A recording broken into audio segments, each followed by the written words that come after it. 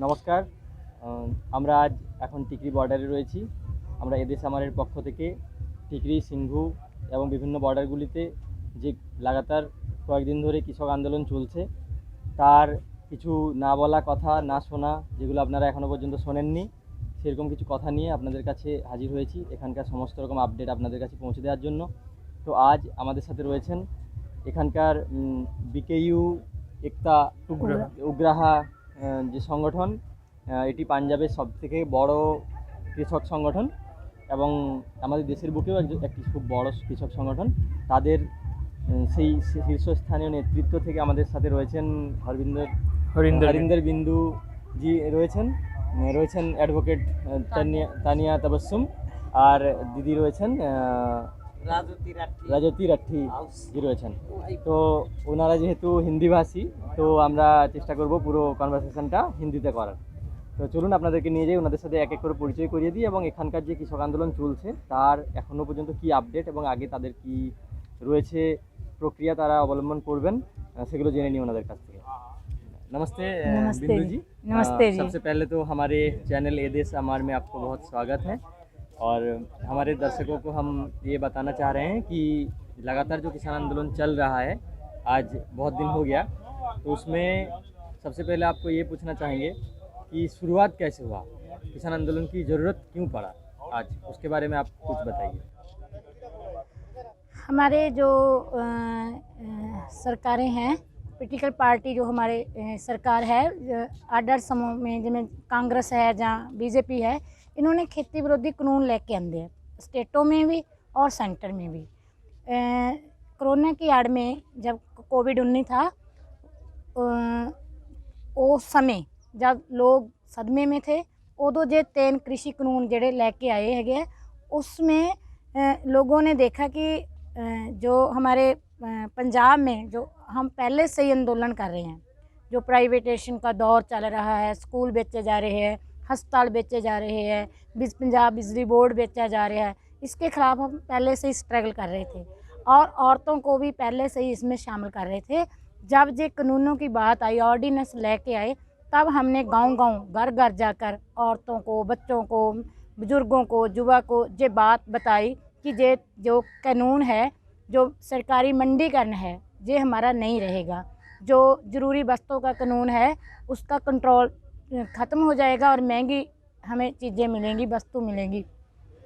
ऐसे खेती का जड़ा हैगा ठेका खेती नीति हैगा, उसमें बारे में बताया कि हमारे जो पंजाब में जिमें पेप्सी है, वो आलू बजाता है हमारे से, और जो रेट देता है वो हमारे किसान को नहीं देता। जैसे रेट देता है कि हम आपका आलू इस भाव में लेंगे, पर हमारे से वो रेट से लेता नहीं, ख़रीदता नहीं। ऐसे ही शिमला मिर्च है, टमाटर है और कितना कुछ है जो हमारे से वो उसकी फसल तो बिजाता है लेकिन रेट नहीं देता। जब ये कानून बन के हमारे लागू होंगे तो हमारे तो पंजाब की जो सरकारी मंडी है वो टूट जाएगी और जो प्राइवेट मंडी है, पैरेलल मंडी है, वो आएगी। वहाँ जब आएगी तो हमारी जो फसल है वो कौडियों के भाव बहुत घट कीमत पे बिकेगी, जिसके बारे हमने बताया और बड़ी ज़्यादा लोगों ने इसको समझा कि ये जो जैसे बिहार में, बंगाल में, यूपी में ये सरकारी खरीद नहीं, MSP नहीं है, ऐसे ही जैसे बिहार यूपी से सस्ते कम रेटों में जो ना धान की फसल है जो ख़रीद के हमारे पंजाब में महंगे रेट पे बेचते हैं, ऐसे ही हमारे साथ होगा। ज़मीन नहीं रहेगी तो फिर सभी ने इसमें शामिल होगा। हमने पंजाब से जो गांव में आंदोलन शुरू किया, जिसमें हमने 5 दिन गांव में स्टेज लगा के जहां धरना शुरू कर दिया। कब हुआ ये? जुलाई अगस्त में हुआ। जुलाई ਦੇ ਵਿੱਚ ਅਸੀਂ ट्रैक्टर मार्च किया। उस तो पहला ਅਸੀਂ घर-घर, पिंड-पिंड यानी कि सबको दसने के लिए, चाहे वो मजदूर है, किसान है, नौजवान है और महिलाएं हैं, सबको ये बात बताई। जितना भी लिटरेचर अखबारों ने, पत्रकारों ने, बुद्धिजीवियों ने ये बताया कि ये जो कानून है मुल्क विरोधी ने, देश विरोधी ने, इसमें किसान का कुछ नहीं रहना, ना खाने वाले का, ना बीजने वाले का, बेचने वाले का, सभी कारपोरेट पक्की है, साम्राज्य पक्की है। तो हमने सभी को बताया कि ये जितना हम स्ट्रगल करते हैं, ये इतनी संख्या में हम रहेंगे तो ये कानून रद्द नहीं होंगे। पंजाब, हरियाणा, राजस्थान, यूपी, उत्तराखंड, जितनी भी स्टेटें हैं, चाहे वो बिहार है, बांग्लादेश, जितना भी है, सभी को इस पे लड़ना चाहिए, स्ट्रगल करनी चाहिए। उसको बताने के लिए हमने अलग अलग शक्लों में पंजाब में स्ट्रगल किया। जैसे अगस्त सितंबर में हमने पंजाब में गाँव में धरने दिए। उसके बाद 2 बड़े मोर्चे लाए। एक बादल सरकार के ख़िलाफ़, जो मुख्यमंत्री, साबका मुख्यमंत्री प्रकाश सिंह बादल है, उसके घर के मुरे प्रोटेस्ट किया। दूसरा से जो पंजाब सरकार, मुख्यमंत्री कैप्टन अमरिंदर सिंह है, उसके पटियाला शहर में प्रोटेस्ट किया, जिसमें महिलाओं की गिनती बहुत ज़्यादा थी, युवा थे और किसान थे और शहरवासी थे। एक बड़ी बात बिंदु जी ने बताई कि उन्होंने बहुत छोटे से शुरू किए थे और आज यहाँ आके इतने बड़े आंदोलन इन्होंने खड़े किए हैं कि 2 धरने वो लगाएं और गांव-गांव जाके लोगों को समझाएं कि कैसे कैसे इसका आपका बुरा असर आप पे पड़ेगा।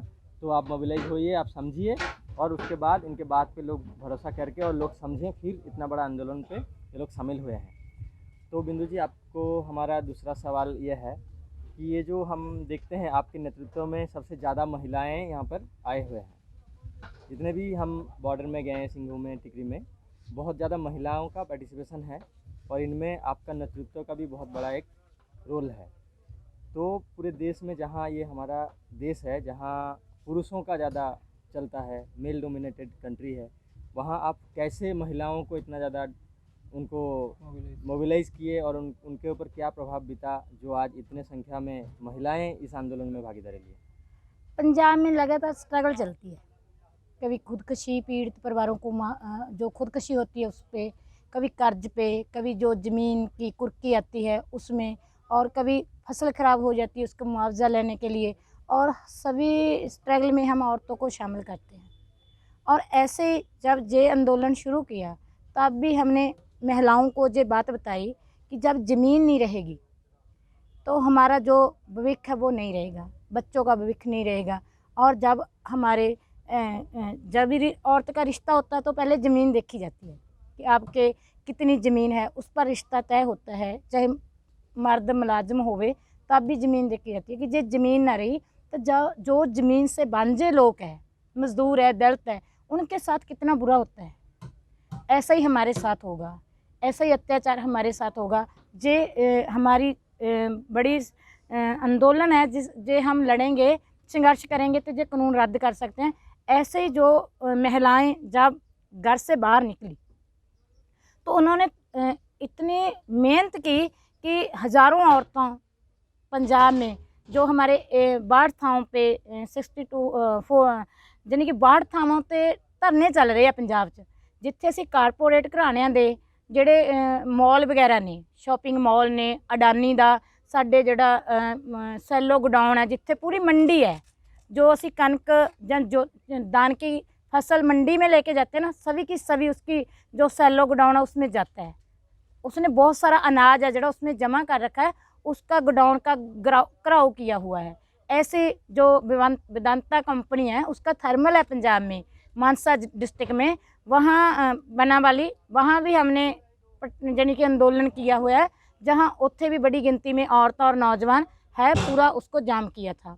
ऐसे ही जो टोल प्लाजे है जिसमें बड़े बड़े कंपनियां वाले, बड़े बड़े अमीर जादों के, जो अहमद शाह के बेटे का भी पंजाब में टोल है, वो भी हमने बिल्कुल फ्री किए हुए हैं, किसी को पर्ची नहीं कटने देते। ऐसे ही जो भाजपा के नेता है ना, जहाँ भी हमने धरने लाए हुए हैं, जहाँ औरतें बच्चे बड़ी गिनती में जाते हैं, हमने पंजाब में ऐसे बाढ़ थावों पे बड़ी संख्या में धरने चल रहे हैं, जहाँ औरतें बड़ी गिनती में जाती है, बड़ी संख्या में जाती है। ऐसे ही हमने जो 18 जनवरी को किसान औरत दिवस मनाया था दिल्ली में, ऐसे ही पंजाब में हमने 2 बड़े प्रोटेस्ट किए पंजाब में, जहाँ 30 से 35 हज़ार तक महिलाएं बरनाला ज़िले में इकट्ठी हुई। ऐसे ही फाजिलका ज़िले में इकट्ठी हुई।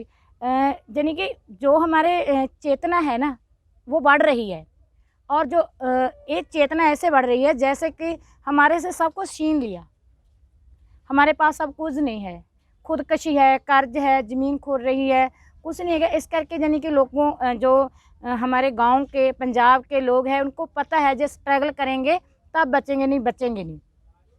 ऐसे हुन हम 21 फरवरी को पंजाब में एक बड़ा महारैली कर रहे हैं जिसमें 80,000 महिलाओं को शामिल कर रहे हैं। हम ये मानते हैं कि जे किसानों, मजदूरों, नौजवानों की जो लड़ाई है सरकार की नीतियों के खिलाफ, साम्राज्य नीतियों के खिलाफ, कारपोरेट जगत के खिलाफ, तो जो औरत अद दी गिनती है ना औरत दी, तो इन्हों संघर्ष आना पड़ेगा, स्ट्रगल आना पड़ेगा। इसलिए हम ग्राउंड लेवल तो शुरू करके पूरा जनी कि उसको बड़ा बना रहे हैं। हाँ, बिंदु जी के बात से ये तो स्पष्ट हो गया कि जो आंदोलन औरत नेतृत्व करता है या जिसको औरत की भागीदारी पुरुष की समान रहता है, वो आंदोलन को किसी भी हाल में आप तबाह नहीं कर सकते हैं, वो आगे किसी भी हाल में बढ़ेगा। ये जो अभी डिटेन किए गए हैं जिन लोगों को, उनके ऊपर लगाया गया है, कुछ एक्ट लगाए गए हैं जिनके तहत कुछ लोगों का भी छोड़ा गया है, कुछ लोगों का अभी तक छोड़ा नहीं गया है, तो उनके लिए, उनको छुड़वाने के लिए या सरकार के साथ लीगल बैटल लड़ने के लिए आपका आगे का क्या रास्ता आप लोग लेंगे? जो 26 तरीक ਨੂੰ ਲਾਲ ਕਿਲੇ ਤੇ ਝੰਡਾ ਚੜਾਉਣ ਦੀ ਬਾਰੇ ਜੋ ਬੀਜੇਪੀ ਸਰਕਾਰ ਨੇ ਜਿਹੜਾ ਝੂਠਾ ਰਾਸ਼ਟਰਵਾਦ ਦੇ ਨਾਂ ਤੇ ਉਹ ਹਰ ਪਾਸੇ ਜ਼ਬਰ ਕਰਦੀ ਹੈ, ਇੱਥੇ ਵੀ ਉਹਨੇ ਇਹ ਝੂਠਾ ਜਿਹੜਾ ਰਾਸ਼ਟਰਵਾਦ ਤੇ ਨਕਲੀ ਜਿਹੜਾ ਉਹ ਦਿਖਾਵਾ ਕਰਦੇ ਕਿ ਇਹ ਰਾਸ਼ਟਰਵਾਦ ਨੂੰ ਖਤਰਾ ਹੈ, ਜਦ ਕਿ ਸਭ ਤੋਂ ਵੱਡਾ ਰਾਸ਼ਟਰਵਾਦ ਨੂੰ ਖਤਰਾ ਤਾਂ ਬੀਜੇਪੀ ਸਰਕਾਰ ਖੁਦ ਹੈ। ਸਾਰਾ ਮੁਲਕ ਵੇਚਤਾ ਉਹਨੇ, ਇੱਥੋਂ ਦਾ ਹਵਾਈ ਜਹਾਜ਼, ਰੇਲਵੇ, ਕੁਛ ਛੱਡਿਆ ਹੀ ਨਹੀਂ ਹੈਗਾ ਕਿ ਦੇਸ਼ ਤੋਂ ਵੇਚਣ ਲੱਗੀ ਹੋਈ ਹੈ।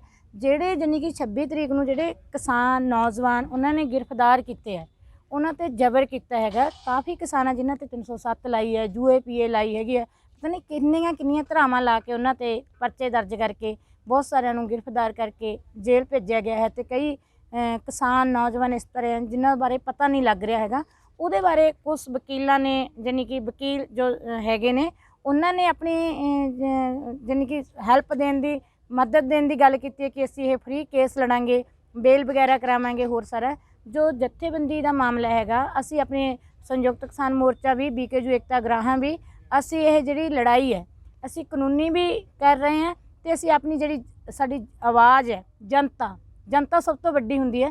ਅਸੀਂ ਲੋਕ ਤਾਕਤ ਦੇ ਜ਼ੋਰ ਵੀ ਕਹਿ ਰਹੇ ਹਾਂ ਕਿ ਜਿਹੜੇ ਗ੍ਰਿਫਤਾਰ ਕੀਤੇ ਕਿਸਾਨ ਨੌਜਵਾਨ ਆਗੂ ਹੈ, ਵਰਕਰ, ਉਹ ਰਿਹਾ ਕੀਤੇ ਜਾਣ, ਉਹਨਾਂ ਨੂੰ ਛੱਡਿਆ ਜਾਵੇ। ਇੱਧਰੋਂ ਵੀ ਅਸੀਂ ਜ਼ੋਰ ਵਧਾ ਰਹੇ ਹੈਗੇ ਹਾਂ।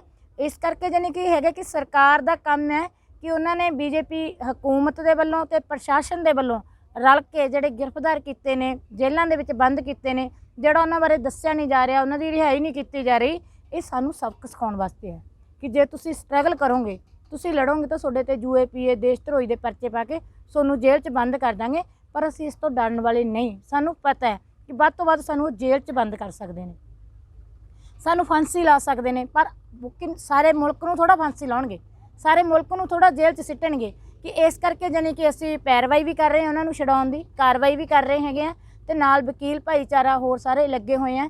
पर जानी कि कुछ जनिया नूं बेल मिली है, कुछ नूं हजे नहीं मिली है।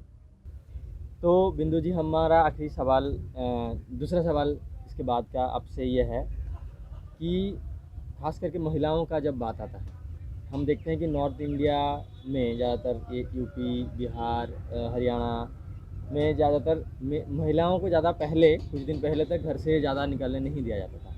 जो समाज की जो रेगुलेशंस है उस नज़रिया से देखते देखते हम बड़े हुए हैं। लेकिन अभी जो देख रहे हैं, चाहे वो CAA NRC का प्रोटेस्ट हो, चाहे किसान मूवमेंट हो, और चाहे जो भी प्रोटेस्ट अभी चल रहा है अभी के दौर में 21वीं सेंचुरी में, वहाँ बहुत ज़्यादा संख्या में महिलाएं बाहर आ रहे हैं, उसको नेतृत्व दे रहे हैं। तो ये देखते हुए आगे के लिए आपको पूरे देश भर के महिलाओं को क्या मैसेज देना है, इस बारे में कुछ बताइए। महिलाओं को वैसे जो साडे हमारे हुक्मरान हैं इस मुल्क के, जां धार्मिक संस्थावां ने, जां इत्थों दी सुप्रीम कोर्ट है, उन्हां दा नज़रिया तो ये है कि औरतां सिर्फ घर दे विच बंद रहन। वो इत्थों दे जिहड़ी मैनू सिमरती हैगी है, वो ये कहंदी है कि पशु सूदर नारी तिन्ने ताड़न दे अधिकारी। वो नहीं चाहुंदे कि ये औरतां सियासत सीखण, किसान अंदोलन चाहण, जां दे हक्कां बारे जागरूक होण। पर असीं ये सोचते हैं कि औरतां बहुत समझदार ने, सियाणियां ने, पूरी मुश्किल दे विच आपदे परिवार नूं बंध के रखदियां ने, मजबूत करके रखदियां ने। ते जदों स्ट्रगल लड़ी जा रही है परिवार बचाउण लई, जमीन बचाउण लई, ਖੇਤੀ ਕਾਨੂੰਨਾਂ ਨੂੰ ਰੱਦ ਕਰਾਉਣ ਦੇ ਲਈ, ਤਾਂ ਉਸ 'ਚ ਔਰਤਾਂ ਵੱਡੀ ਗਿਣਤੀ 'ਚ ਆ ਰਹੀਆਂ ਨੇ। ਅਸੀਂ ਤਾਂ ਇਹ ਕਹਿ ਰਹੇ ਹੈਗੇ ਔਰਤਾਂ ਨੂੰ ਇਹੀ ਸੁਨੇਹਾ ਦੇਣਾ ਚਾਹੁੰਦੇ ਹਾਂ, ਜਹਾਂ ਜਹਾਂ ਵੀ ਔਰਤਾਂ ਹੈ, ਜਿਸ ਵੀ ਸਟੇਟ ਦੇ ਵਿੱਚ, ਜਿਸ ਵੀ ਸੂਬੇ ਦੇ ਵਿੱਚ ਹੈ, ਵੈਸੇ ਕੋਸ਼ਿਸ਼ ਕਰ ਰਹੀਆਂ ਨੇ ਉਹ ਪਹਿਲਾਂ ਵਾਲੀਆਂ ਪਰੰਪਰਾ ਨੂੰ ਤੋੜ ਕੇ ਬਾਹਰ ਆ ਰਹੀਆਂ ਨੇ। ਜਿਹੜੀਆਂ ਉਹਨਾਂ 'ਤੇ ਬੰਦਸ਼ਾਂ ਸੀ ਉਹ ਟੁੱਟ ਰਹੀਆਂ ਨੇ। ਔਰਤ ਘਰ ਸੇ ਬਾਹਰ ਨਿਕਲ ਰਹੀ ਹੈਗੀ ਹੈ, ਮਰਦ ਦੇ ਮੋਢੇ ਕੰਧੇ ਨਾਲ ਕੰਧਾ ਮਿਲਾ ਕੇ ਇਸ ਅੰਦੋਲਨ ਦੇ ਵਿੱਚ ਉਹ ਸ਼ਾਮਲ ਹੋਈ ਹੈ। ਇਕੱਲੀ ਉਹ ਧਰਨੇ ਦੇ ਵਿੱਚ ਇਕੱਲਾ ਲੈਕਚਰ ਨਹੀਂ ਸੁਣ ਰਹੀ, ਉਹ ਲੀਡ ਵੀ ਕਰ ਰਹੀ ਹੈ, ਬੁਲਾਰਾ ਵੀ ਹੈਗੀ ਹੈ, ਇਹਨੇ ਨੀਤੀਆਂ ਪਾਲਿਸੀਆਂ 'ਤੇ ਬੋਲ ਵੀ ਰਹੀ ਹੈ। ਮਰਦਾਂ ਦੇ ਬਰਾਬਰ ਹੀ ਉਹ ਜਾਣੀ ਕਿ ਸਭ ਤਰ੍ਹਾਂ ਦੀ ਕੁਰਬਾਨੀ ਹੈ ਜਿਹੜੀ ਉਹ ਕਰ ਰਹੀ ਹੈ।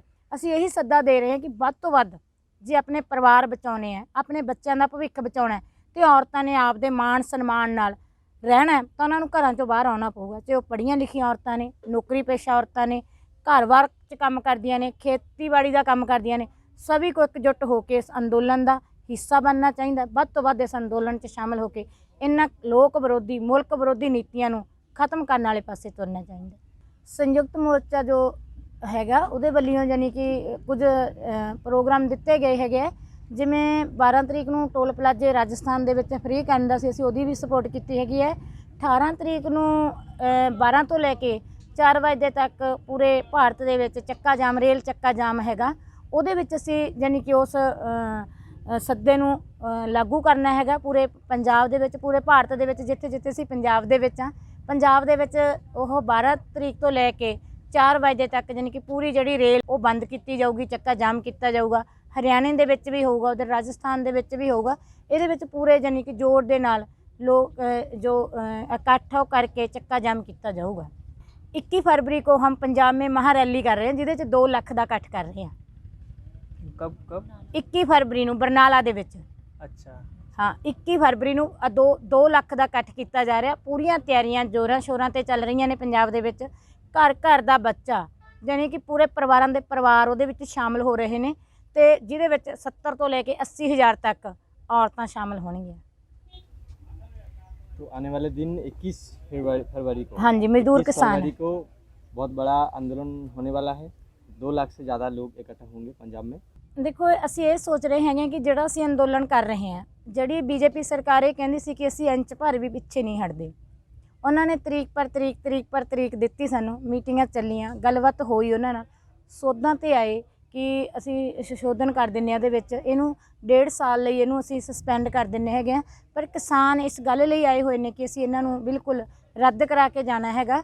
ਸਰਕਾਰ ਇਸ ਗੱਲ ਤੇ ਅੜੀ ਹੋਈ ਹੈ ਕਿ ਕਿਸਾਨ ਨਹੀਂ ਅੜੇ, ਕਿਸਾਨਾਂ ਨੇ ਆਪਦਾ ਪੱਖ ਰੱਖਤਾ ਕਿ ਅਸੀਂ ਇਹਨਾਂ ਨੂੰ ਰੱਦ ਕਰਾਉਣਾ ਹੈ। ਜਿਹੜੇ 3 ਖੇਤੀ ਵਿਰੋਧੀ ਕਾਨੂੰਨ ਹੈ ਇਹ ਰੱਦ ਹੋਣ। ਜਿਹੜਾ ਬਿਜਲੀ ਐਕਟ ਹੈ, ਜਿਹੜਾ ਉਹ ਜਾਨੀ ਕਿ ਕਿਸਾਨਾਂ ਦੇ ਪੱਖ ਦੇ ਵਿੱਚ ਕੀਤਾ ਜਾਵੇ ਕਿ ਜਿਹੜੀ ਸਬਸਿਡੀ ਉਹ ਮਿਲਦੀ ਰਹੇ। ਪ੍ਰਦੂਸ਼ਣ ਵਾਲਾ ਹੈਗਾ ਉਹਦੇ ਵਿੱਚ ਜੋ ਕਿਸਾਨਾਂ ਨੂੰ ਜੁਰਮਾਨੇ ਲਾਏ ਹੈਗੇ ਨੇ, ਸਜ਼ਾ ਕੀਤੀ ਹੈਗੀ ਆ, ਉਹ ਰੱਦ ਕੀਤਾ ਜਾਵੇ। ਉਹ ਪੂਰਾ ਸੈੱਟ ਹੈ, ਇਕੱਲੇ 3 ਖੇਤੀ ਕਾਨੂੰਨ ਨਹੀਂ, ਉਹਦੇ ਨਾਲ 2 ਕਾਨੂੰਨ ਹੋਰ ਵੀ ਹੈ। ਬਿਜਲੀ ਐਕਟ ਵਾਲਾ ਹੈਗਾ, ये थोड़ा बताया बिजली का। वातावरण वाला हैगा कि इस तरह हैगा कि सरकार जो बीजेपी है उसकी अड़ी नहीं है। उसने साम्राज्य कंपनियों के साथ, जो कौमांतरी मुद्रा कोष है, जो WTO है, संसार व्यापार संस्था हैगी है, जिथों नीतियां बनदियां ने, जिथे कानून बनते हैं, तो जेडे साडे मुल्क के जेडे हुक्मरान है, चाहे मनमोहन सिंह है, चाहे वो नरेंद्र मोदी है, ਜਿਹੜੇ ਪਛੜੇ ਹੋਏ ਮੁਲਕਾਂ ਤੇ ਆ ਕੇ ਲਾਗੂ ਕਰਦੇ ਹੈਗੇ ਆ, ਇਹ ਉਹਨਾਂ ਦੀਆਂ ਨੀਤੀਆਂ ਸਾਡੇ ਤੇ ਲਾਗੂ ਕੀਤੀਆਂ ਜਾ ਰਹੀਆਂ ਨੇ। ਉਹਨਾਂ ਨਾਲ ਵਫਾਦਾਰੀ ਨਿਭਾ ਰਹੀ ਹੈ ਬੀਜੇਪੀ ਸਰਕਾਰ, ਚਾਹੇ ਉਹ ਕਾਰਪੋਰੇਟ ਜਗਤ ਹੈ, ਚਾਹੇ ਉਹ ਸਾਮਰਾਜੀ ਮੁਲਕ ਨੇ, ਸਾਮਰਾਜੀ ਕੰਪਨੀਆਂ ਨੇ। ਇਸ ਕਰਕੇ ਨਹੀਂ ਉਹ ਰੱਦ ਕਰ ਰਿਹਾ। ਵੈਸੇ ਜੋ ਜਿਵੇਂ ਉਹ ਕਹਿ ਰਿਹਾ ਕਿ ਇਹ ਤਾਂ ਕਿਸਾਨਾਂ ਦੇ ਪੱਖ ਦੇ ਕਾਨੂੰਨ ਹੈ। ਬੰਗਾਲ ਦੇ ਵਿੱਚ ਵੀ ਚੋਣਾਂ ਹੋ ਰਹੀਆਂ ਨੇ, ਉਸ ਸਮੇਂ ਇੱਧਰ ਕਹਿ ਰਹੇ ਆ ਕਿ ਅਸੀਂ ਸੋਧਾਂ ਕਰ ਦਿੰਦੇ ਹਾਂ, ਸੰਸ਼ੋਧਨ ਕਰ ਦਿੰਦੇ ਹਾਂ, ਜਾਂ ਇਹਨੂੰ 1.5 ਸਾਲ ਲਈ 2 ਸਾਲ ਲਈ ਸਸਪੈਂਡ ਕਰ ਦਿੰਦੇ ਹਾਂ। ਉਹ ਉੱਧਰ ਕਹਿ ਰਹੇ ਨੇ ਕਿ ਇਹ ਕਾਨੂੰਨ ਬਹੁਤ ਵਧੀਆ ਹੈ। ਅਸੀਂ ਜਿਹੜੇ ਛੋਟੇ ਕਿਸਾਨ ਹੈ ਉਹਨਾਂ ਨੂੰ ਉੱਪਰ ਚੁੱਕਣਾ ਚਾਹੁੰਦੇ ਹਾਂ, ਉਹਨਾਂ ਦੀ ਆਮਦਨ ਦੁੱਗਣੀ ਕਰਨਾ ਚਾਹੁੰਦੇ ਹਾਂ। ਬਿਲਕੁਲ ਸ਼ਰੇਆਮ ਕਿਸਾਨों के साथ झूठ बोलिया जा रहा है, बिल्कुल चिट्टे दिन वांग झूठ है कि उन्होंने आमदन किन्ना दी ਵਧਾਉਣੀ ਹੈ? ਅਡਾਨੀਆਂ ਵਾਨੀਆਂ ਦੀ, ਕਾਰਪੋਰੇਟ ਘਰਾਣਿਆਂ ਦੀ, ਸਾਮਰਾਜੀ ਕੰਪਨੀਆਂ ਦੀ। ਟਰੰਪ ਵਰਗੇ ਜਿਹੜੇ ਜਾਂ ਹੋਰ ਜਿਹੜੇ ਅਮਰੀਕਾ ਵਰਗੇ ਮੁਲਕ ਹੈ, ਉਹਨਾਂ ਦੇ ਜਿਹੜੇ ਸਮਝੌਤੇ ਸਾਡੇ ਤੇ ਲਾਗੂ ਕਰਕੇ ਉਹਨਾਂ ਨੂੰ ਫਾਇਦੇ ਪਹੁੰਚਾਉਣੇ ਆ। ਇਸ ਕਰਕੇ ਜਾਨੀ ਕਿ ਜਿਹੜੀ ਹੁਣ ਸਥਿਤੀ ਹੈ, ਬੀਜੇਪੀ ਸਰਕਾਰ ਕਹਿੰਦੀ ਅਸੀਂ ਰੱਦ ਨਹੀਂ ਕਰਦੇ, ਅਸੀਂ ਉੱਥੇ ਹੀ ਖੜੇ ਹਾਂ। ਪਰ ਵੈਸੇ ਨਹੀਂ, बीजेपी सरकार की हालत बहुत माड़ी है, उस पर दबाव है। ਕਿਸਾਨ ਅੰਦੋਲਨ ਵੱਧ ਰਿਹਾ ਹੈ, ਲੋਕ ਜੁੜ ਰਹੇ ਆ, ਸਾਰੀਆਂ ਸਟੇਟਾਂ ਦੇ ਵਿੱਚੋਂ ਲੋਕ ਆ ਰਹੇ ਆ। ਸਾਨੂੰ ਇਹ ਪਤਾ ਕਿ ਲੜਾਈ ਲੰਮੀ ਹੈ, ਇਹ ਨਹੀਂ ਹੈਗਾ ਕਿ ਇਹ 2-4 ਮਹੀਨਿਆਂ ਦੀ ਗੱਲ ਨਹੀਂ, ਕਿਉਂਕਿ ਉਹ 30-35 ਸਾਲਾਂ ਤੋਂ ਲੱਗੇ ਹੋਏ ਆ। ਸਭ ਕੁਝ ਹੌਲੀ ਹੌਲੀ ਹੌਲੀ ਹੌਲੀ ਖਤਮ ਕਰਦੇ ਹੋਏ ਅੱਜ ਬਿਲਕੁਲ ਖਤਮ ਕਰਨ ਲੱਗੇ ਹੋਏ ਆ। ਉਹਨਾਂ ਨੇ ਜਦੋਂ 30-35 ਸਾਲਾਂ ਤੋਂ ਮੰਡੀ ਬੋਰਡ ਬਿਲਕੁਲ ਤੋੜਤਾ, 1961 ਦੇ ਵਿੱਚ ਇੱਕ ਕਾਨੂੰਨ ਬਣਿਆ ਸੀ, ਜਦ ਕਿ FCI ਬਿਲਕੁਲ ਖਤਮ ਕਰਤੀ। ਜੋ PDS ਹੈ, ਜਨਤਕ ਵੰਡ ਪ੍ਰਣਾਲੀ ਹੈ, ਜਿਹਦੇ ਰਾਹੀਂ ਗਰੀਬ ਲੋਕਾਂ ਨੂੰ ਉਹਨਾਂ ਨੇ ਡੀਪੂਆਂ ਦੇ ਰਾਹੀਂ ਅਨਾਜ ਦੇਣਾ ਹੁੰਦਾ, ਉਹ ਖਤਮ ਕੀਤਾ ਜਾ ਰਿਹਾ। ਇਸ ਕਰਕੇ ਛੇਤੀ ਨਹੀਂ ਮੋਦੀ ਮੰਨੂਗਾ, BJP ਸਰਕਾਰ ਛੇਤੀ ਨਹੀਂ ਮੰਨੂਗੀ, ਇਸ ਗੱਲ ਦਾ ਸਾਨੂੰ ਪਤਾ ਹੈ। ਇਹ ਸਾਡਾ ਇੱਕ ਜਿਹੜੀ ਅੰਦੋਲਨ ਦਾ ਪੜਾਅ, ਅਸੀਂ ਦਿੱਲੀ ਦੇ ਵਿੱਚ ਆਏ ਹੋਏ ਹਾਂ, ਬਾਰਡਰਾਂ 'ਤੇ ਬੈਠੇ ਹਾਂ। ਇਹ ਲੜਾਈ ਤਾਂ ਲੰਮੀ ਚੱਲਣੀ ਹੈ, ਇਹਦੇ 'ਚ ਅਸੀਂ ਕਿੰਨਾ ਪ੍ਰਾਪਤ ਕਰ ਲੈਂਦੇ ਹਾਂ ਇਹ ਸਾਡੀ ਤਾਕਤ 'ਤੇ ਨਿਰਭਰ ਕਰਦਾ। ਇਸੇ ਤਾਕਤ ਨੂੰ ਵਧਾਉਣ ਦੇ ਲਈ ਹਰਿਆਣੇ ਦੇ ਵਿੱਚ ਮਹਾ ਪੰਚਾਇਤਾਂ ਹੋਈਆਂ ਨੇ, ਸਟੇਟਾਂ ਦੇ ਵਿੱਚ ਵੱਡੇ ਇਕੱਠ ਹੋ ਰਹੇ ਨੇ, ਪੰਜਾਬ ਦੇ ਵਿੱਚ ਵੱਡੇ ਇਕੱਠ ਹੋ ਰਹੇ ਨੇ, ਕਿ ਇਹ ਤਾਂ ਹੁਣ ਜਾਣੀ ਕਿ ਇਸ ਗੱਲ 'ਤੇ ਨਿਰਭਰ ਕਰਦਾ ਕਿ ਅਸੀਂ ਹੋਰ ਕਿੰਨਾ ਲੜ ਲੈਂਦੇ ਹਾਂ, ਉਹਦੇ 'ਚ ਅਸੀਂ ਪ੍ਰਾਪਤ कितना कर जाने। हम सुने उनसे कि आगे का क्या वो रास्ता लेंगे और आगे किससे कैसे सरकार के साथ लड़ना है। सरकार आज से नहीं, ये 30-35 साल से कोशिश कर रहा है कि MSP सिस्टम ख़त्म किया जाए और इसको कॉर्पोरेटाइजेशन किया जाए, लेकिन BJP सरकार आके ये लागू कर दिया। तो ये लड़ाई बहुत लंबी है और ये लोग लड़ेंगे, आखिरी अंत तक लड़ेंगे जब तक सरकार वापस नहीं ले लेती है ये कानून। और बंगाल का भी बात किए कि ये सिर्फ यहाँ का बात नहीं है, बंगाल का है, तो हम इस सिलसिले में उनसे भी थोड़ा बात कर लेंगे, क्योंकि बंगाल में भी चुनाव आ रहा है, कुछ दिन में 2 महीने में चुनाव है। तो बंगाल में BJP बता रहा है लोगों को कि आप हमारा सरकार आएगा तो हम सोनार बांग्ला बनाएंगे, सोने का बना देंगे बंगाल को, और हम आने के बाद ही सारे किसानों को 6-6 हज़ार करके जो उनके लिए लाया गया है कि हम देंगे PM किसान योजना से, ये जो बोला जा रहा है बीजेपी के द्वारा, क्योंकि BJP उनका बंगाल उनका BJP का नेक्स्ट टारगेट है। तो बंगाल की जनता के लिए और बंगाल चुनाव के बारे में आप क्या सोचते हैं, ये बताइए। पहले तो असं BJP सरकार के जोड़े चोण जुमले है जो हर स्टेट के साथ करते हैं, जैसे हमारे साथ भी किया था कि हम आपको 15-15 लाख देंगे, खातों में पाएंगे, तो ऐसे ही यानी कि उन्होंने नोटबंदी कर दी, जो हमारे पास था वो भी ले गए। ऐसे उन्होंने GST लेके आंदी, ऐसे उन्होंने नागरिकता सोध एक्ट कानून लेके आंदा कि ਅੱਜ ਜਦੋਂ ਬੰਗਾਲ ਦੇ ਵਿੱਚ ਉਹਨਾਂ ਨੂੰ ਇਹ ਹੈਗਾ ਕਿ ਅਸੀਂ ਗੱਦੀ ਹਾਸਲ ਕਰਨੀ ਹੈ, ਟਾਰਗੇਟ ਉਹਨਾਂ ਦਾ ਬੰਗਾਲ 'ਚ ਚੋਣ ਜਿੱਤਣ ਦਾ। तो उनके जो चोन जुमला है, कोई वो जो बंगाल नू सोने का बंगला नहीं बनाएंगे, वो तो भारत सोने की चिड़ी से उसको उन्होंने मिट्टी की चिड़ी बनाती या लोहे की चिड़ी बनाती, सारा कुछ तब विदेशियों को बेचता, कारपोरेट जगत को बेचता, कि जो हमारा था वो भी उनको कौडियों के बा बेचता। ऐसे यानी कि उसको झूठ बोल रहे हैं। 2-2 हज़ार की जो बात करते हैं कि किसानों को हम उनके खातों में, जो किसानों के लिए एक स्कीम है कि 2-2 हज़ार रुपया उनके खातों में पाओगे, उदू ज़्यादा महंगा तो डीजल करता, पेट्रोल करता, एक हाथ से देते दूसरे हाथ खो लेते हैं। कि ऐसे कहते हैं कि ऐसे जो बंगाल में वोट यानी कि वोट लेने के लिए बिल्कुल बंगाल के लोगों के साथ, युवा के साथ, किसानों के साथ धोखा हो रहा है। उसके बाद वो जब सीट जीत जाएंगे, गद्दी ले लेंगे, तो वो उसके उल्ट फैसले लागू करेंगे, जैसे दूसरी स्टेटों में। हम हरिंदर जी से एक बहुत कीमती बात सुने, क्योंकि बंगाल के लिए उन्होंने एक संदेश भेजे हैं कि दूसरे स्टेट में भी जैसे वादा करता है BJP, लेकिन करते उसका उल्टा है। और एक बात उन्होंने बताया कि किसान योजना में जो 2000 करके देने का बात हो रहा है, एक हाथ से दे रहे हैं या दूसरे हाथ से पेट्रोल डीजल का इतना महंगा हो रहा है कि आपको 2000 अगर दे भी दिया तो भी आपका 4000 छीन लेगा। ये उनके बात से ये स्पष्ट है। और बंगाल के जनता के लिए इनका ये संदेश है कि BJP से दूर रहिए, और जो दूसरे स्टेट में भी उन्होंने वादा किया है कि हम ये देंगे वो देंगे, लेकिन कहीं पे भी कुछ दिया नहीं है। और ख़ास करके जो कि आप महिला नेत्री हैं एक, और महिलाओं को इकट्ठा भी करते हैं और रास्ता दिखाते हैं, और देश के जनता को, देश की महिलाओं को भी बोलते हैं कि एक साथ आइए, आप उनके लिए एक हौसला है। तो बंगाल के महिलाओं के लिए भी आपका कुछ संदेश है, तो हम यहाँ से आपसे सुन के उनको बताना चाहेंगे। ਅਸੀਂ ਬੰਗਾਲ ਦੀਆਂ ਜੋ ਮਹਿਲਾਵਾਂ ਨੇ, ਔਰਤਾਂ ਨੇ, ਉਹਨਾਂ ਨੂੰ ਇਹ ਸੰਦੇਸ਼ ਦੇਣਾ ਚਾਹੁੰਦੇ ਹਾਂ ਕਿ ਜਿਵੇਂ ਪੰਜਾਬ ਦੇ ਵਿੱਚ ਔਰਤਾਂ ਨੇ ਸਟਰਗਲ ਕੀਤਾ ਹੈ, ਕਿ ਸਾਨੂੰ ਇਸ ਗੱਲ ਦਾ ਪਤਾ ਲੱਗੇ ਕਿ ਜੋ ਭਗਤ ਸਿੰਘ ਦੀ ਵਿਚਾਰਧਾਰਾ ਹੈ ਉਹ ਸਭ ਲਈ ਰਾਹ ਦਰਸਾਵਾ ਹੈ, ਕਿ ਉਹਦੇ ਤੋਂ ਪ੍ਰੇਰਨਾ ਲੈ ਕੇ ਸਾਨੂੰ ਜਾਨੀ ਕਿ ਆਪਦੀ ਜਿਹੜੀ ਲੜਾਈ ਹੈ ਉਹ ਲੜਨੀ ਚਾਹੀਦੀ ਹੈ। ਸਾਨੂੰ ਹੋਰ ਵੱਧ ਚੇਤਨ ਹੋ ਕੇ ਜਾਗਰੂਕ ਹੋ ਕੇ ਇਹ ਜਾਣੀ ਕਿ ਜਿੱਥੇ ਵੀ ਸਾਡੇ ਖਿਲਾਫ ਕੁਝ ਵੀ ਹੋ ਰਿਹਾ, ਚਾਹੇ ਉਹ ਬੰਗਾਲ ਹੈ, चाहे वो कश्मीर है, चाहे वो पंजाब है, चाहे हरियाणा है, चाहे राजस्थान है, सभी औरतों को एकजुट होकर जानी कि इसका मुकाबला करना चाहिए। अपने और अपने बच्चों का भविख बचाने लिए, अपना देश बचाने लिए अगे आना चाहिए। बंगाल और पंजाब का एक तो रिश्ता है ही, दोनों ही जो स्टेट है वो देश भाग जब हुआ था, इसका दर्द सबसे ज़्यादा अगर कोई स्टेट झेला है तो वो है बंगाल और पंजाब। तो बीजेपी का आज का जो नीति है कि देश को बांट दो, हिंदू से मुसलमानों को, किसान से युवा को, और जो नौकरीजीवी हैं उनसे स्टूडेंट को, वो जो बांटने का राजनीति करते हैं, एक दूसरे से बांट करके वो जो नीतियां चलाने की कोशिश करते हैं, इनके ऊपर आपका, हम तो देश भाग का दर्द झेल ही चुके हैं, तो और भी आगे भी जो बांटने की बात हो रहा है, आपस में जो भाईचारा इतने दिनों से बना है, देश भाग के बाद धीरे धीरे करके बना है अभी तक, वो बीजेपी आकर के जो तोड़ने की बात कर रही है, जो चला रही है। बंगाल में खास करके मुस्लिम पॉपुलेशन ज़्यादा है, बहुत ज़्यादा है, एक ज़्यादा संख्या में है, पंजाब में भी है। तो ये जो बांटने की राजनीति कर रही है, इसके बारे में आपको क्या बोलना है? ਅਸੀਂ ਜਦੋਂ बीजेपी ने 2019 ਦੇ ਵਿੱਚ नागरिकता शोध एक्ट लैके आई है कि उदों भी जानी कि जे कह रहे सी कि जो पंजाब में भारत च जो मुसलमान रह रहे ने ਉਹਨਾਂ ਨੂੰ ਜਿਹੜੇ ਬੰਗਾਲ 'ਚ ਉਹਨਾਂ ਨੂੰ ਪਾਕਿਸਤਾਨ ਭੇਜ ਦਿਓ, ਜੋ ਪੰਜਾਬ 'ਚ ਕਿਤੇ ਵੀ ਹੈ ਭਾਰਤ 'ਚ, ਉਹ ਜਾਨੀ ਕਿ ਜਾਂ ਤਾਂ ਜਾਨੀ ਕਿ ਉਹ ਆਪੋ ਪਾਕਿਸਤਾਨ ਚਲੇ ਜਾਣ, ਕਿ ਕਾਨੂੰਨ ਦੇ ਆਧਾਰ 'ਤੇ ਨਾਗਰਿਕਤਾ ਜਿਹੜੀ ਉਹ ਦਿੱਤੀ ਜਾਊਗੀ। ਕਿ ਉਦੋਂ ਵੀ ਜਾਨੀ ਕਿ ਪ੍ਰੋਟੈਸਟ ਹੋਇਆ ਕਿ ਬੀਜੇਪੀ ਨੇ ਲਿਆਂਦਾ ਤਾਂ ਸੀ ਏਜੰਡਾ ਧਰਮ ਦੇ ਨਾਂ 'ਤੇ ਮੁਸਲਮਾਨਾਂ ਨੂੰ, ਹਿੰਦੂਆਂ ਨੂੰ ਆਪਸ ਵਿੱਚ ਦੀ ਲੜਾਉਣ ਦਾ, ਪਰ ਉਦੋਂ ਵੀ ਜਾਨੀ ਕਿ ਜਿਹੜੀ ਇਹਨਾਂ ਦੀ ਪਾੜੋ ਵੰਡਣ ਦੀ, ਰਾਜ ਕਰਨ ਦੀ ਨੀਤੀ ਹੈ ਕਿ ਇਹਨਾਂ ਨੂੰ ਆਪਸ ਵਿੱਚ ਦੀ ਜਾਤਾਂ ਦੇ ਨਾਂ 'ਤੇ, ਧਰਮ ਦੇ ਨਾਂ 'ਤੇ ਵੰਡ ਦਿਓ, ਪਾੜ ਦਿਓ, ਜੋ ਅੰਗਰੇਜ਼ਾਂ ਵਾਲੀ ਨੀਤੀ ਹੈ ਉਹ ਬੀਜੇਪੀ ਨੇ ਕੀਤੀ। ਪਰ ਜਦੋਂ ਉਹ ਸੀਏ ਐਕਟ ਲੈ ਕੇ ਆਏ, ਜਿਵੇਂ ਸ਼ਹੀਨ ਬਾਗ ਦੇ ਵਿੱਚ ਔਰਤਾਂ ਨੇ ਪ੍ਰੋਟੈਸਟ ਕੀਤਾ, ਵੱਡੀ ਗਿਣਤੀ 'ਚ ਔਰਤਾਂ ਆਈਆਂ, ਉਸ ਸ਼ਹੀਨ ਬਾਗ ਦੀਆਂ ਔਰਤਾਂ ਨੇ ਪੂਰੇ ਮੁਲਕ ਨੂੰ ਰੋਸ਼ਨੀ ਦਿੱਤੀ।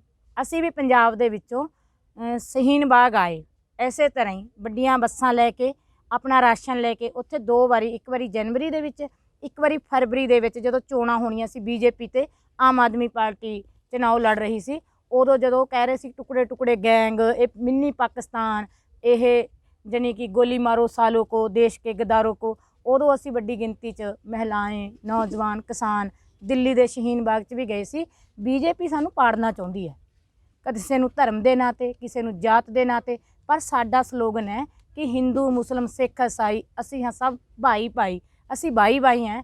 ਅਸੀਂ ਹੁਣ 47 ਨਹੀਂ ਬਣ ਦੇਵਾਂਗੇ, ਹੁਣ ਅਸੀਂ ਕੋਈ ਹੋਰ ਮੁਲਕ ਨੂੰ ਜਾਂ ਸੂਬੇ ਨੂੰ ਟੁੱਟਣ ਨਹੀਂ ਦੇਵਾਂਗੇ। ਇਸ ਅੰਦੋਲਨ ਦੇ ਵਿੱਚ ਜਿਹੜੀ ਭਾਈਚਾਰਕ ਸਾਂਝ ਪੈਦਾ ਹੋਈ ਹੈ, ਇਹ ਸਾਡਾ ਆਪਸੀ ਕੋਈ ਰੌਲਾ ਨਹੀਂ, ਨਾ ਕੋਈ ਪਾਣੀਆਂ ਦਾ ਰੌਲਾ ਹੈ, ਨਾ ਕੋਈ ਜ਼ਮੀਨ ਦਾ ਰੌਲਾ ਹੈ, ਨਾ ਕੋਈ ਧਰਮ ਦਾ ਰੌਲਾ ਹੈ, ਨਾ ਕੋਈ, ਸਾਡਾ ਤਾਂ ਪਾਕਿਸਤਾਨ ਨਾਲ ਵੀ ਨਹੀਂ ਕੋਈ ਰੌਲਾ, ਸਾਡਾ ਬੰਗਲਾਦੇਸ਼ ਨਾਲ ਵੀ ਨਹੀਂ ਕੋਈ ਰੌਲਾ, ਸਾਡਾ ਹਰਿਆਣੇ ਨਾਲ ਵੀ ਨਹੀਂ ਕੋਈ ਰੌਲਾ। ਲੋਕਾਂ ਦੇ ਕੋਈ ਰੌਲੇ ਨਹੀਂ, ਪਬਲਿਕ ਦੇ ਕੋਈ ਰੌਲੇ ਨਹੀਂ। ਰੌਲੇ ਆ ਤਾਂ ਪੋਲੀਟੀਕਲ ਪਾਰਟੀਆਂ ਦੇ, ਜਦੋਂ ਵੋਟ ਲੈਣੀ ਹੁੰਦੀ ਹੈ ਉਦੋਂ ਪਾਣੀ ਦਾ ਇਸ਼ੂ ਚੱਕ ਲੈਂਦੇ ਨੇ, ਉਦੋਂ ਬੰਗਾਲ ਦਾ ਇਸ਼ੂ ਚੱਕ ਲੈਂਦੇ ਨੇ, ਉਦੋਂ ਕਸ਼ਮੀਰ ਦਾ ਇਸ਼ੂ ਚੱਕ ਲੈਂਦੇ ਆ, ਤੇ ਨੁਕਸਾਨ ਪਬਲਿਕ ਦਾ ਹੁੰਦਾ। ਇਸ ਕਰਕੇ ਅਸੀਂ ਇਹ ਹੁਣ बांटने की बात नहीं करेंगे, एकजुटता भाईचारा है इसको और मजबूत करेंगे, फिर ही जीतेंगे।